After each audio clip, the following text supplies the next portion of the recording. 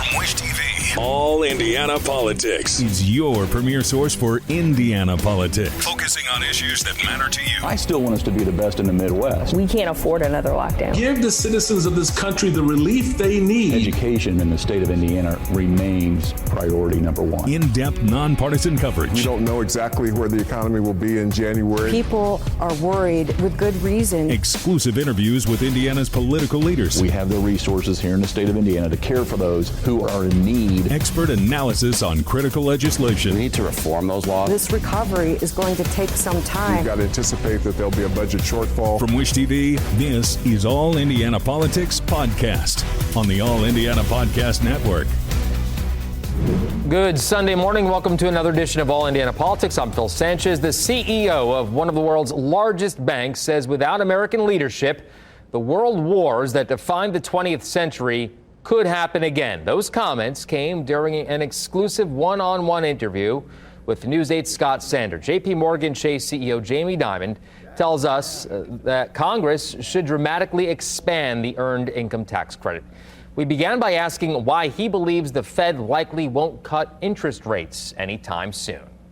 Is that a strategy that you think is a winning strategy, waiting, seeing? Are things moving in the direction that may give you more comfort or less comfort? You know, I mean, I don't think they really had a choice, okay, which is they were a little late raising rates to 5%. The economy was very strong. It's still kind of strong. Consumers have money, house prices are up, stock prices are up, jobs are plentiful, wages are starting to go up, particularly the low end. Businesses are in good shape.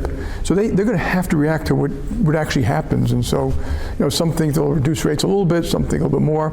I think there's a chance they may not reduce them at all. So I'd be a little cautious in this one because the good news is the strong economy. The bad news is that does correlate to inflation. So, but you'd rather have a strong economy with low inflation than a really weak economy. Everything you just said sounds rosier than maybe a couple years ago, but we still have everybody at home thinking this economy is shaky. I'm uncertain about it. Some people just flat say, I think it's bad. How do you square the two? Yeah, I think there's part of the reason of all this polarization. I think there is probably an accurate thing when people say there are two Americas. That one America, you know, the bottom 20%, you know, are making $15 an hour or less. They may not have medical. They live in parts of communities that may have a little bit more crime, and their schools aren't as good, and they might be a little angry.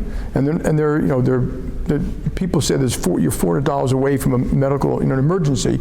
Well, that would make you uncomfortable. And I think there are things we should do to help that. Finally, wages are going up at the lower end.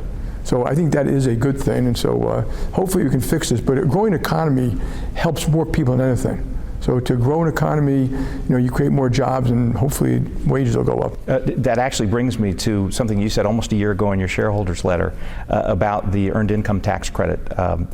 You said that fixing income inequality will reignite the American dream, and you specifically pointed to the EITC as a way to do that. Help us understand your vision for that, and do you think the federal government can actually make it happen? Yeah, so the EITC, just to give you the numbers, if you're a single parent making $14,000 a year with 2 children, you get a check for $6,000 at the end of the year. So it's kind of a negative income tax. If you're a single parent with no children, you only get $600. I would make it much bigger. Because I think jobs bring dignity, jobs bring better outcome, better family outcome, lower crime, less drugs. You know, that first rung in the ladder leads to the second rung in the ladder. So I would like double it and get rid of the child credit. You know, and because I think getting money into the hands of those people and into those communities is the best way to help them. There are other ways to help. You know, you can talk about child care and health care and Obamacare, but that is in the community, in their families. They'll take better care, they can afford more things. And so, and by the way, Democrats and Republicans support this. Paul Ryan supported it. I know the Democrats support it. There are a whole bunch of political reasons why we can't get it over the line. The other thing that's very important is when we if we create a system like that to have all benefits, and a lot of benefits come to a cliff. Mm-hmm. So it's like if you earn one more dollar, you lose, you know, a lot of your food stamps, or you lose, you know, part of any other kind of welfare check. They have to be phased in. We have to make it so that more people want to work, there's dignity working, it adds to the workforce, it'll grow productivity, it'll be great for those communities, it'll be great for the country. So this one I think is really important to try to get done. Do you feel it has any traction? You've mentioned that there is support outside the chambers of Congress. What then has to happen to actually make it happen? I don't know. I mean, if you look at, like I said, Republicans and Democrats support it. I think businesses support it. I think the Business Roundtable supports it. I think it'll have to be part of a bigger compromise one day. So, if the tax bills ever opened up again, this would be part of it. You got to pay for it. It would cost another $30, $40, or $50 billion.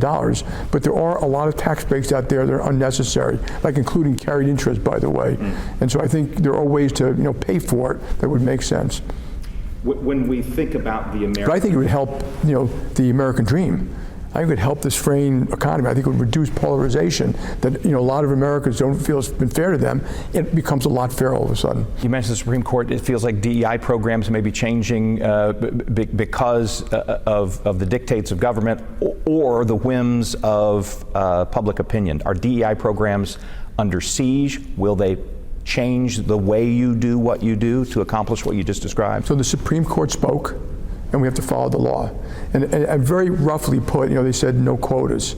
And they have no quotas when you have a closed system. So if you're hiring 100 people, you can have a quota for 20 minorities. But they don't say you can't reach out to various groups. So we're a bank.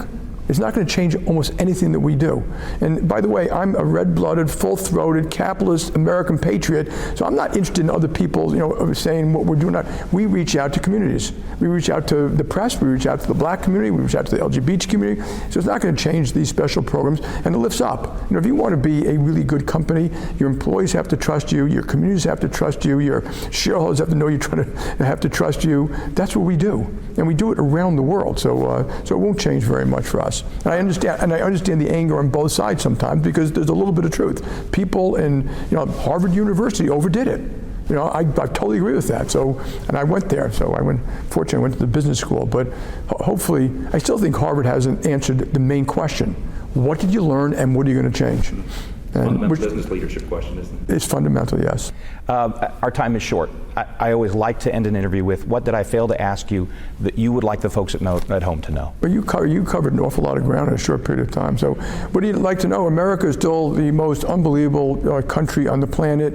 And while we talk about all the negatives sometimes, we have the most innovative. We have all the foodborne energy we need. Freedom of speech, freedom of religion, freedom of enterprise are unbelievable. Democracy and freedom and capitalism they're really not inseparable. You can do what you want with your money. You can start a business where you want. And a lot of people, if you travel the world with me, you'd see that's not true elsewhere. The rule of law is not the same, even though I think our litigious system is getting out of control. But you don't necessarily have your money. You can't start businesses. You can't move where you want. It is exceptional. And I think we should exult about that exceptionalism and acknowledge the flaws and fix them, but not act like the flaws are the country. They are not. And so I think people, should take a deep breath, look at our blessings, and I think American leadership is needed around the world. There's a lot of, hopefully people learn from the invasion of Ukraine. The world is not a safe place.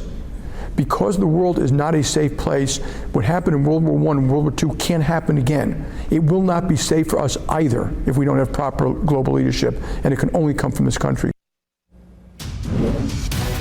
Coming up, tense moments between Congressman Jim Banks and the Secretary of Defense.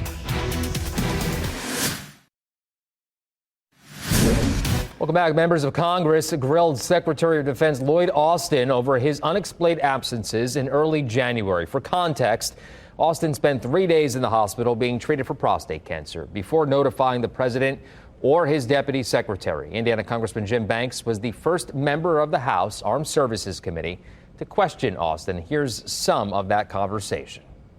Chairman now yields his question time to the chairman of the Subcommittee on Military Personnel, the gentleman from Indiana, Mr. Banks. Thank you, Mr. Chairman. Mr. Secretary, help us get this straight. At what point during your hospital stay did you or your staff decide that the president should know about your hospitalization?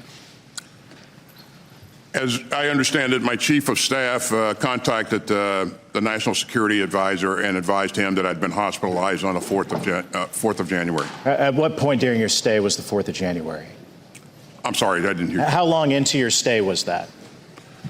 Well, as we've pointed out, as has been pointed out earlier, I was admitted to the hospital after you were hospitalized? on the 1st of January, right. Okay. Yes or no, did you tell your staff not to inform the president, anyone on your staff? I never told anyone not to inform the president, the White House, or anyone else about my hospitalization. Okay, so the 30-day review summary lays a lot of blame at the feet of your staff. It seems that would appear, correct? For the breakdown in the process? You've told us that you are responsible, but the 30-day review seems to blame your staff. Well, the 30-day review pointed out that that there were some missteps, but there was never any ill intent or an intent to obfuscate. So, 1 year ago, you told me in this hearing room you had no regrets about what happened in Afghanistan. Do you regret what happened here? I've said that we didn't get this right, Congressman, and we put measures in place to ensure that the notification process is improved going forward. Mr. Secretary, who will be held accountable? The transfer of authority was. Who will be held accountable for this? This embarrassment. Again, I take full responsibility, and we put measures in place to address the shortcomings. Are you surprised the president didn't call for your resignation? I'm surprised, but are you surprised that he didn't call for your resignation? The president has expressed full faith and confidence in me. So you're not surprised that he didn't call for your resignation? Is it typical that the president would go 3 days without talking to his Secretary of Defense? Is that typical, or is that a regular posture? Do you usually go days without talking to the commander? I mean, that can happen. It depends on whether or not the president's on travel. If I'm on travel, there are times when we do go days without direct communication. So the big issue for me here is either the president is that aloof or you are irrelevant. Which one is it, Mr. Secretary? That the president would go 3 days without knowing that his Secretary of Defense is not on the job? It's neither. The president is not aloof, and I am. I participate in all of the. Let me ask you this. Well, on January 2nd, while you were in the hospital, President Biden was vacationing in the Caribbean. Your deputy, who the president didn't even know had operational control, was on a beach in Puerto Rico. What kind of message does that send to our adversaries? The key piece is that, number one, the deputy has the ability to, she has access to secure communications. She has the ability to participate in decision-making processes from wherever she is. Mr. Secretary, our adversaries should fear us, and what you've done has embarrassed us. And let me sum this up by this. A leading Chinese propaganda outlet said that what happened to you exposed, quote, internal chaos. A leading Russian propaganda outlet said that your disappearance, quote, effectively compromised the gentleman's time's expired. Chair now recognizes the chair now recognizes the ranking member. All right, coming up, candidates kicked off the ballot and a possible deal for the attendant care program. Indiana's best political team weighs in.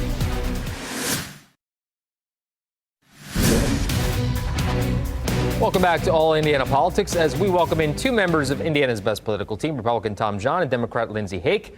Let's begin with a pair of key changes to Indiana voters' ballots this week, guys. The Indiana Election Commission ordered John Russ to be removed from the ballot, and the Indiana Supreme Court rejected his lawsuit against Indiana's two primary rule. If this stands, it means Jim Banks is unopposed in the primary. Tom, we'll start with you. Russ says that he will appeal to the U.S. Supreme Court. How likely is it, in your opinion, that he gets back on the ballot? I think it's pretty unlikely, and particularly in his case, you had the opportunity for two primary ballots. He could not bring forth that he had voted in two Republican primaries in the entirety of his voting career. At the same time, in the case of a Senate race, you have 92 county chairmen you could go to. You could go set up a residence in anywhere in the state, and there's no residency restriction from a time perspective, and get a county chairman to sign off. Maybe he couldn't have found one in 92.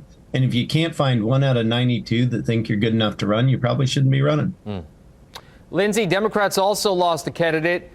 Tammy Dixon Tatum was kicked off the Democratic gubernatorial primary for not having enough signatures. Her lawyer raised the argument that the signature requirement penalizes low-income candidates and candidates of color. What's your take here? I think you can't get enough signatures, you don't meet the requirements, and you're not on the ballot. I think we saw that as an issue back in 2016 with our friend Senator Todd Young, and although he somehow found his way onto the ballot. Yeah, I mean, you don't meet the requirements, you don't get on the ballot, and John Rush should run as an independent. All right, well, let's turn to Indiana's ban on gender transition care for minors. The 7th Circuit Court of Appeals lifted an order that blocked it from going into effect. Lindsay, we'll stay with you here. At this point, what is the likelihood that the United States Supreme Court, in your opinion, intervenes? Oh, I don't know about that. I don't feel the chances are very good for that. Unfortunately, this situation has left many children in the situation where they're looking for their next, their doctors, frankly, in limbo as they were in the middle of care that was needed for them and determined to be the best course of action for them. And unfortunately, they're just sitting here wondering what's next and how the government is going to screw up their lives next. It's unfortunate, and we really need to find a way to move forward to leave folks alone and let them live their lives. Tom, should the law's authors be worried about the injunctions that have been issued against similar such laws nationwide? Well, I think, for one, General Rokita gets credit for a win here, and it's a win that he's supporting the legislature, and not regardless of the policy of it. But I do think you're probably going to see the Supremes have to take it up because you already have a split in the circuits. You have the 6th and 7th on one side, the 8th and 9th on another. And I think this is probably not the last stop. So we'll see where it gets settled, but it's going to get settled at some point coming up. All right, well, we'll keep a close eye on it. Let's turn now to the legislature. After weeks of wrangling, lawmakers appear to have a deal to preserve attendant care reimbursement for families of medically complex children. Lindsay, I'll start with you. You've been extensively involved in those discussions. Is this going to be enough? I hope so. I really do. I'm so thankful that legislators on the House side have listened to all of the individuals affected by this, not only just the children involved, but also you have individuals at all ages who are affected by this attendant caregiving crisis. And frankly, you've had a lot of legislators who've listened, but haven't been able, for whatever reason, to make a change in how the legislature is deciding to handle this. So yesterday at the State House, on Thursday, on second reading deadline, it was a great day to move forward with a bipartisan call to action to change this, and the definition of extraordinary care, and also the dealing with the attendant caregiving crisis as defined in statute is a great victory. So we'll see what Senator Mishler says over in the Senate. Tom, I want to get your thoughts on this as well, but also, are there enough safeguards to prevent this from happening again? Well, I think initially we're a ways from whatever the deal's going to be. There are obviously parties in this that still have concerns, and this has to go back to the Senate for concurrence, and if the Senate dissents, then we'll have a great deal more discussion, I suspect, in conference committee. I mean, this is hard. It's hard stuff. You have families who are in crisis and they want and need support, but by the same token, you have to balance those against the state's needs and the needs of all the citizens of the state. So I think that you're getting right to the question of, are there enough safeguards? I don't know what the answer to that is yet, but I suspect there are more discussions to figure out whether there will be. Right. Well, Tuesday is Super Tuesday, as you guys very well know. There are primaries and caucuses in 16 states. Tom, we'll stay with you here. If Donald Trump runs the table on Tuesday, does Nikki Haley drop out? Not sure she does, because honestly, if this was about winning the primary as it stands now, Nikki Haley probably should have already dropped out. But the fact of the matter is, I think she's playing the game to see if something extraordinary happens and she'll be in line for the nomination if in fact that does. But unless something happens, unless there's a case or some other extraordinary circumstance that we don't foresee right now, I think she's really just hanging in there to see what happens. And the fact is, by the end of the month, Donald Trump's going to be the Republican nominee. Yeah, it's looking that way. Lindsay, how worried should Joe Biden be about the uncommitted votes from Michigan this past week?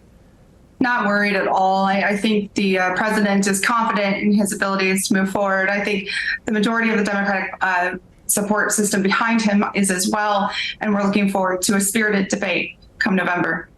Should Austin resign? Should Lloyd Austin resign? One final question for you both. I'll take this first, Tom. Go ahead. I mean, I think this calls into question leadership. As he said in the hearing, he is responsible, and this sort of abdication of leadership where you've got the person in charge on the beach. Unfortunately, we are out of time. Thank you very much. Good to see you both. Thank you. We will be right back.